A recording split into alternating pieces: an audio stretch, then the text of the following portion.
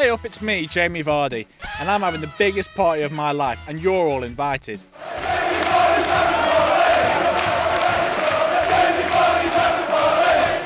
But can you keep the noise down though? My head is absolutely killing me.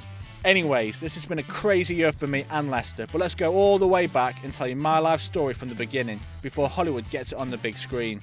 I was born on the 11th of January 1987 in Sheffield. My dad Richard walked out on me and my mum when I was still in nappies, and I always called my stepdad Philip Vardy Dad, and even took his name. So my biological father only found out I was his son when I got famous for banging goals in the Premier League. I was happy growing up and always wanted to be a footballer, but the lowest point in my life was being released by Sheffield Wednesday aged just 16, as they reckoned I was too small to cut it. Anyway, I've gone on to prove them wrong. As I always say, if you chat you will get banged. So I signed for local side Stocksbridge Park Steels, and I did what I always do, worked hard, grafted and scored goals. I broke into the first team and got paid 30 quid a week playing at Bracken Moor, and I had a job making leg splints for disabled people to keep me going during the week. I also had a spot of bother with the law at this point, and I had to wear an electronic tag. It meant that at away matches I often had to be subbed off before the end of the game and driven home to beat my curfew. Anyways, my performances started getting me attention from league clubs. I turned down a short-term deal with Rotherham, and a trial at Crewe didn't work out. Eventually, Halifax Town signed me for £15,000. I scored the winning goal in my first match. By 26 goals in my first season, I was voted Players Player of the Year. I helped Halifax on to win the league title, Northern Premier League Premier Division that is, in 2010-2011. To put things in perspective, this is 6 leagues below the Premier League. Crazy, huh? But the Jamie Vardi story is always onwards and upwards. After just over a year at Halifax, I moved to conference side Fleetwood Town.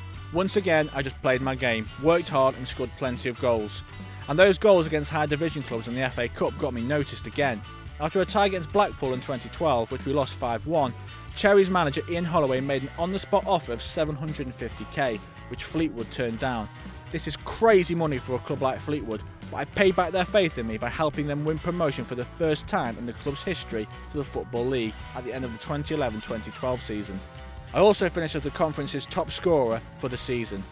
But then the big time came knocking. Leicester City, down in the Championship, signed me for £1 million plus add-ons, a non-league record. And you know what? I almost proved them right. My form that season at Leicester was poor.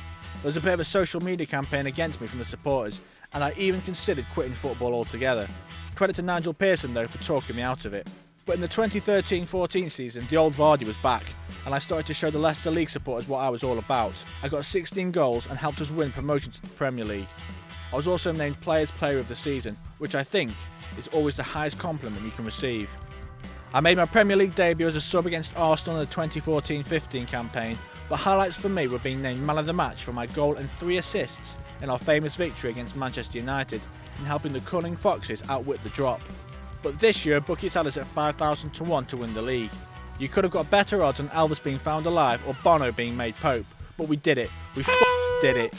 I've scored for England against the world champions Germany, so I fancy my chances in the Euros too. And next season Leicester will be unfancied underdogs in the Champions League, but I reckon we'll prove a few people wrong there as well. Alright Gary? Now has anyone got any f***ing painkillers?